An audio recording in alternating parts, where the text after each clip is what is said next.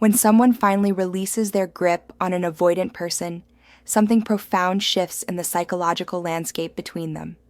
The avoidant, who has spent months or years maintaining emotional distance, suddenly finds themselves confronted with the one thing they fear most: genuine indifference from someone who once cared deeply. The nervous system. Panic. This moment triggers what psychologists recognize as a desperate last-ditch effort to regain control. The avoidant's nervous system, calibrated for decades to detect and deflect emotional intimacy, suddenly registers a new threat. Not the suffocating closeness they've always fled from, but the cold absence of pursuit. Their internal alarm system, designed to protect them from vulnerability, begins shrieking a different warning: abandonment. The desperate transformation. The final trick emerges not from calculated manipulation, but from primal psychological survival instincts. The avoidant begins what appears to be a complete personality transformation. They become the person their former pursuer always wished they could be. Suddenly, they're emotionally available, communicative, and seemingly ready for the connection they previously rejected. This transformation feels authentic because in many ways it is. The avoidant genuinely experiences a flood of emotions they've kept buried. They feel the sharp pang of loss, the hollow ache of being truly alone with their defenses. For perhaps the first time, they taste the bitter medicine of their own emotional unavailability reflected back to them through someone else's indifference. The role reversal nightmare. Their psychology undergoes a temporary rewiring. The neural pathways that once fired warnings about intimacy now scream about isolation. The fight-or-flight response that previously activated when someone got too close now triggers when someone moves too far away.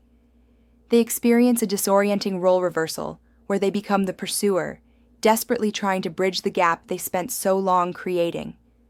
The cruel irony cuts deep into their psyche. They finally understand the pain they inflicted through their emotional withholding, but only when it's too late to matter. This realization creates a feedback loop of regret and panic. They see themselves clearly for the first time, not as the independent, self-sufficient person they believe themselves to be, but as someone who pushed away genuine care out of fear. The prison of perfect timing. Their attempts to reconnect carry the intensity of someone drowning. Every gesture, every word becomes laden with the weight of desperation they've never allowed themselves to feel before. They offer everything they once withheld: vulnerability, commitment, emotional transparency. But these offerings come wrapped in the suffocating energy of someone trying to undo irreversible damage. The psychological torture lies in their newfound clarity. They can finally see the love that was offered to them, but only through the lens of its absence.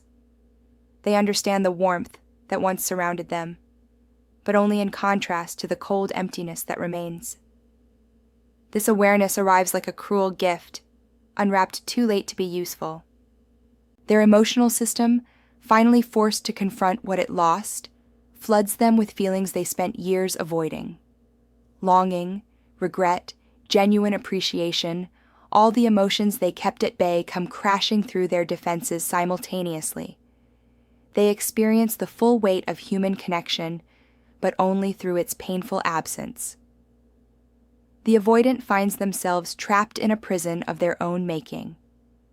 They've finally broken through their emotional barriers, but the person who once stood waiting on the other side has moved on. They've learned to feel, but there's no one left who cares to witness their transformation. This final trick isn't really a trick at all. It's the tragic culmination of a lifetime spent running from the very thing they needed most. They become emotionally available only when it no longer matters, vulnerable only when there's no one left to be vulnerable with.